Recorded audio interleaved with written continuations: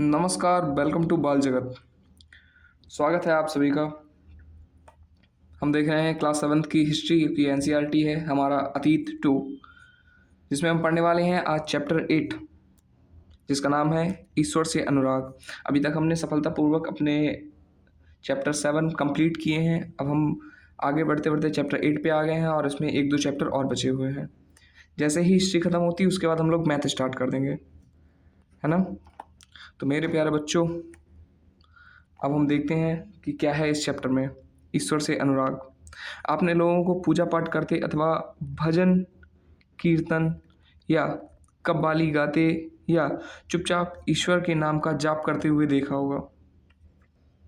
आपने यह भी गौर किया होगा कि उनमें से कुछ तो इतने भाव विभोर हो जाते हैं कि उनकी आंखों में आंसू भर आते हैं। ईश्वर के प्रति ऐसा प्रेम भाव या गहरी भक्ति उन विभिन्न प्रकार के भक्ति तथा सूफी आंदोलनों की देन है, जिनका 8वीं शताब्दी से उद्भव होने लगा। परमेश्वर का विचार क्या है? परमेश्वर का विचार देखते हैं। बड़े बड़े राज्यों के उदय होने से पहले भिन्न भिन्न समूहों के लोग अपने अपने देवी देवताओं की पूजा किया करते थे। जब लोग नगरों के विकास और व्यापार तथा साम्राज्यों के माध्यम से एक स्थान आते गए एक साथ एक साथ आते गए, तब नए नए विचार विकसित होने लगे। यह बात व्यापक रूप से स्वीकार की जाने लगी कि सभी जीवधारी अच्छे तथा बुरे कर्म करते हुए जीवन मरण और पुनर्जीवन के अनंत चक्रों से गुजरते हैं। इसी प्रकार यह विचार भी गहरे बैठ गया था कि सभी व्यक्ति जन्म के समय भी एक बराबर नहीं होते हैं। यह सामान्यता कि सामाजिक विशेषाधिकार किसी उच्च परिवार अथवा ऊंची जाति में पैदा होने के कारण मिलते हैं, कई पांडित्यपूर्ण ग्रंथों का विषय था। अनेक लोग ऐसे विचारों के कारण बेचैन थे, इसीलिए वे बुद्ध तथा जैनों के उपदेशों की ओर उन्मुख हुए, जिनके अनुसार व्यक्तिगत प्रयासों से सामाजिक अंतरों को दूर किया जा सकता है और पुनर्जन्म के चक्र से छुटकारा पाया जा सकता है। कुछ अन्य लोग परमेश्वर संबंधी इस विचार से आकर्षित हुए कि यदि मनुष्य भक्ति भाव से परमेश्वर की शरण में जाए तो परमेश्वर व्यक्ति को इस संबंध से मुक्त कर सकता है। श्रीमद् भागवत गीता में व्यक्त यह विचार सामान्य सन ईस्वी सन की प्रारंभिक शताब्दी में लोकप्रिय हो गया था। विशुद्ध धार्मिक अनुष्ठानों के माध्यम से शिव विष्णु तथा दुर्गा को परम देवी देवताओं के रूप में पूजा जाने लगा। साथ साथ भिन्न भिन्न क्षेत्रों में पूजे जाने वाले देवी देवों एवं देवियों को शिव विष्णु या दुर्गा का रूप माना जाने लगा। इसी प्रक्रिया में स्थानीय मिथक तथा किस्से कहानियाँ पौराणिक कथाओं के अंग बन गए। पुराणों में शिव की जिन पद्धतियों की अनुशंसा की गई थी, उन्हें स्थायी पथों में भी अपनाया जाने लगा स्थायी पंथों में भी अपनाया जाने लगा। आगे चलकर पुराणों में भी यह बात का उल्लेख किया गया कि भक्त भले ही किसी भी जाति पाति का हो, वह सच्ची भक्ति से ईश्वर की कृपा प्राप्त कर सकता है। भक्ति की विचारधारा इतनी अधिक लोकप्रिय हो गई कि बौद्धों और जैन मतावलियों ने भी इस विश्वासों को अपना लिया।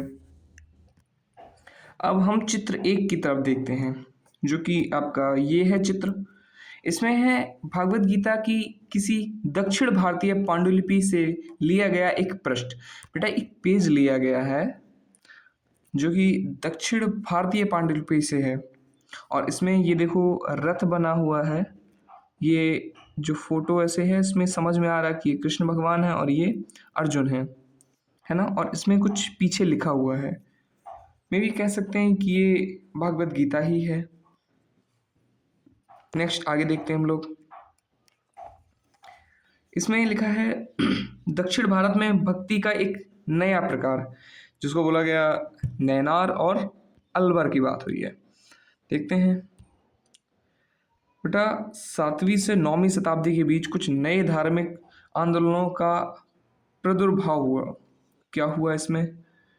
इन आंदोलनों का नेतृत्व नैनारों यानी शैव संतों जो शिव की पूजा करते हैं, और अलवारों यानी जो वैष्णव संत थे, यानी जो भगवान विष्णु की पूजा करते हैं उनको वैष्णव कहते हैं, और शैव उनको कहते हैं जो भगवान शिव की पूजा करते हैं, है ना।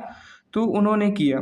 ये संत सभी जातियों के थे, जिनमें पुलैया और पनार जैसी अस्पर्श समझी जाने वाली जातियों के लोग भी शामिल थे। अस्पर्श मतलब बेटा जिनको छू नहीं सकते, मतलब छूने को मना किया जाता है कि नहीं इनको नहीं छूना है, या छुआछूत वाला जिनके साथ था वो, उनको अस्पर्श बोलते हैं, है ना। वे बौद्धों और जैनों के कटु आलोचक थे, और शिव तथा विष्णु के प्रति सच्चे प्रेम को मुक्ति का मार्ग मानते बताते थे। उन्होंने संगम साहित्य यानी तमिल साहित्य का प्राचीनतम उदाहरण कह सकते हैं, और सामान्य शन यानी ईसवी सन की प्रारंभिक शताब्दी में जो रची गई थी रचना, है ना, उसको में समाहित प्यार और सूरवीरता के आदर्शों को अपनाकर भक्ति के मूल्यों में अपना समावेश किया था। नयनार और अलवर घुमक्कड़ साधु संत थे। वे जिस किसी स्थान पर गांव में जाते थे, वहां वे स्थानीय देवी देवताओं की प्रशंसा में सुंदर कविताएं रचकर उन्हें संगीतबद्ध कर दिया करते थे। अब हम देखते हैं कौन है नैनार और अलवर। अलवर के बारे में थोड़ी सी चीज़ें इनके बारे में। कुल मिलाकर 63 नैनार ऐसे थे जो कुम्हार यानी आसपर्स, कामगार, किसान, शिकारी, सैनिक, ब्राह्मण और ये मुखिया जैसी अनेक जातियों में पैदा हुए थे। उनमें सर्वाधिक प्रसिद्ध थे अप्पार, संबद्दर और सुंदरार और मणिक वशागर। उनके गीतों के दो संकलन हैं, तेवरम और तिरुवाचकम, है ना, तिरुवाचकम और तेवरम। अलवर संत संख्या में 12 थे। वे भी भिन्न भिन्न प्रकार की पृष्ठभूमि से आए थे। किस प्रकार की पृष्ठभूमि थी उनकी? उनमें से सर्वाधिक प्रसिद्ध थे पेरिये अलवार, उनकी पुत्री अंडाल और तोंड डिप्पोडी। अलवर और नम्मालवार, उनके गीत दिव्य प्रबंधम में संकलित हैं। बहुत खतरनाक नाम भाई लोगों के। देखते हैं उसके बाद क्या है। 10वीं से 12वीं शताब्दी के बीच चोल और पांड्यन राजाओं ने उन अनेक धार्मिक स्थानों पर विशाल मंदिर बनवा दिए जहाँ के संत कवियों ने यात्रा की थी। इस प्रकार भक्ति परंपरा और मंदिर पूजा के बीच गहरे संबंध स्थापित हो गए। यही वह समय था जब उनकी कविताओं का संकलन तैयार किया गया था। इसके अलावा अलवरों तथा नैनार संतों की धार्मिक जीवनियाँ भी रची गईं। आज हम भक्ति परंपरा के इतिहास लेखन में इन जीवनियों के स्रोत के रूप में उपयोग करते हैं। जैसे कि ये देखो चित्र 2 दिया गया है, ये मणिक वशागर की एक कांस्य प्रेम प्रतिमा। ये देखो इन्होंने ये कुछ में भी ये जनेऊ है, जनेऊ पहन के रखा है, लंगोट पहन के रखा है इन्होंने, और बालों में कुछ लगाए हैं इन्होंने जूड़ा टाइप का। ये आप देख सकते हैं। उसके बाद है भक्त और भगवान। ये एक मणिको वशागर की एक रचना है। इसमें लिखा है, मेरे हाड़ मांस के इस गणित पुतले में तुम आए जैसे यह कोई सोने का मंदिर हो। मेरे कृपालु प्रभु, मेरे विशुद्धतम रत्न, तुमने मुझे सांत्वना देकर बचा लिया। तुमने मेरा दुख, मेरा जन्म मृत्यु का कष्ट और माया मोह हर लिया और मुझे मुक्त कर दिया। हे ब्रह्मानंद, हे प्रकाशमय, मैंने तुम में शरण ली है और मैं तुमसे कभी दूर नहीं हो सकता। कवि ने भगवान के साथ अपने संबंध का कैसा वर्णन किया है। उसके बाद आता है दर्शन और भक्ति। भारत के सर्वाधिक प्रभावशाली दार्शनिकों में से एक शंकर का जन्म 8वीं शताब्दी के में केरल प्रदेश में हुआ था। वे अद्वैतवाद के समर्थक थे। जिसके अनुसार जीवात्मा और परमात्मा जो परम सत्य है दोनों एक ही हैं। उन्होंने यह शिक्षा दी कि ब्रह्मा जो एकमात्र या परम सत्य है वह निर्गुण और निराकार है। शंकर ने हमारे चारों ओर के संसार को मिथ्या या माया माना और संसार का परित्याग करके अर्थात संन्यास लेने और ब्रह्मा की सही प्रकृति को समझने और मोक्ष प्राप्त करने के लिए ज्ञान के मार्ग को अपनाने का उपदेश दिया है। रामानुज 11वीं शताब्दी में तमिलनाडु में पैदा हुए थे। वे विष्णु भक्त अल्वार संतों से बहुत प्रभावित थे। उनके अनुसार मोक्ष प्राप्त करने का उपाय विष्णु के प्रति अनन्य भक्ति भाव रखना है। भगवान विष्णु की कृपा दृष्टि से भक्त उनके साथ एकाकार होने का परमानंद प्राप्त कर सकता है। रामानुज ने विशिष्टता द्वैत के सिद्धांत को प्रतिपादित किया, जिसके अनुसार आत्मा परमात्मा से जुड़ने के बाद भी अपनी अलग सत्ता बनाए रखती है। रामानुज के सिद्धांत ने भक्ति की नई धारा को बहुत प्रेरित किया, जो परवर्ती काल में उत्तरी भारत में विकसित हुई। नेक्स्ट हम लोग देखते हैं, ये एक वशवन्ना थे। कौन? वशवन्ना का वीर शैववाद, है ना। इसमें है कि हमने पहले पढ़ा कि तमिल भक्ति आंदोलन और मंदिर पूजा के बीच क्या संबंध है। इसके परिणाम स्वरूप जो प्रक्रिया हुई वह वशवन्ना और अल्लमा प्रभु और अक्कम महादेवी जैसे उसके साथियों द्वारा प्रारंभ किए गए वीर शैव आंदोलन में स्पष्टता दिखलाई देती है। यह आंदोलन 12वीं शताब्दी के मध्य में कर्नाटक में प्रारंभ हुआ था। वीर शैवों ने सभी व्यक्तियों की समानता के पक्ष में और जाति तथा नारी के प्रति व्यवहार के बारे में ब्राह्मणवादी विचारधारा के विरुद्ध अपने प्रबल तर्क प्रस्तुत किए। इसके अलावा वे सभी प्रकार के कर्म कांडों और मूर्ति पूजा के विरोधी थे। मतलब बेटा साफ साफ ये है कि ये जो वशवन्ना जो थे ना, इनका ये कहना था कि जैसे मूर्ति पूजा जो होती है ना, इसके ये लोग खिलाफ थे। ये कहते थे कि मूर्ति पूजा बिल्कुल बेकार है, इसका कोई मतलब नहीं होता है, ये सारी चीज़ें। मतलब ये मूर्ति पूजा का कोई समर्थन नहीं करते थे, है ना। नेक्स्ट हम लोग देख, इसमें लिखा है वीर शैवों के वचन। जो वीर शैव थे ना, अभी हम लोग वशवन्ना के बारे में, तो उनके वचन उन्होंने क्या क्या कहा है, नीचे कुछ वचन या कथन दिए गए हैं जो वशवन्ना के बताए जाते हैं। धनवान लोग शिव के लिए मंदिर बनाते हैं, मैं एक गरीब आदमी क्या करूँगा। मेरी टांगें खंबे हैं, शरीर तीर्थ मंदिर है, सिर उसकी छतरी है सोने की बनी हुई। जरा सुनो नदी संगम के प्रभु, खड़ी हुई चीज़ें कभी गिर जाएंगी लेकिन चलने वाली सदा चलती रहेंगी। मतलब अगर मेनली देखा जाए इन चीज़ों से, तो आप बता सकते हैं कि वशवन्ना क्या कहना चाहता है, या फिर वशवन्ना भगवान को कौन सा ऐसा मंदिर अर्पित करने वाला है। क्योंकि देखो इन्होंने सीधे सीधे विरोध तो किया है कि शिव मंदिर, देखो उससे क्या है, धनवान लोग शिव मंदिर बनाते हैं। मतलब जो धनवान नहीं है वो क्या बनाए ऐसा जिसमें भगवान का वास हो, है ना।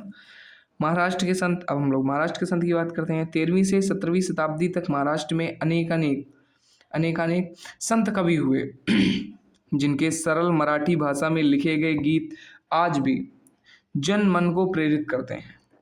उन संतों में सबसे महत्वपूर्ण थे ज्ञानेश्वर, नामदेव, एकनाथ और तुकाराम तथा सखुबाई जैसी स्त्रियां तथा चोखा मिट्ठा का परिवार, जो अस्पर्श समझी जाने वाली महार जाति का था।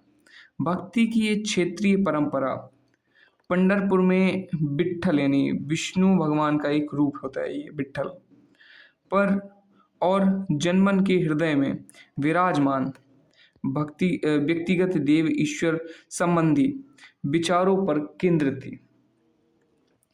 इन संत कवियों ने सभी प्रकार के कर्मकांडों, पवित्रता के ढंगों और जन्म पर आधारित सामाजिक अंतरों का विरोध किया। यहाँ तक कि उन्होंने संन्यास के विचार को भी ठुकरा दिया और किसी भी अन्य व्यक्ति की तरह रोजी रोटी कमाते हुए परिवार के साथ रहने और विनम्रता पूर्वक जरूरतमंद साथी व्यक्तियों की सेवा करते हुए जीवन बिताने को अधिक पसंद किया। उन्होंने इस बात पर बल दिया कि असली भक्ति दूसरों के दुखों को बाँट लेना है।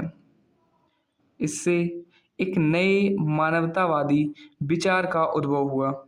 जैसा कि सुप्रसिद्ध गुजराती संत नरसिंह मेहता ने कहा था, वैष्णव जन तो तेने कहिए, पीर पराई जाने रे। अच्छा, आप अगर ये काफ़ी फेमस लाइन है ना? ये वाली जो है, वैष्णव जन, आप अगर चाहें तो इसको यूट्यूब पर भी देख सकते हैं। सच में बहुत ही सुंदर लाइनें हैं ये, बहुत प्यारी तरीके से गाई हैं। वैष्णव जन तो तेने कहिए, पीर पराई जाने रे, है ना? उसके बाद हम देखते हैं सामाजिक व्यवस्था पर प्रश्न चिन्ह। यह संत तुकाराम का एक अभंग यानी मराठी भक्ति गीत है, जो दीन दुखियों पीड़ितों को अपना समझता है।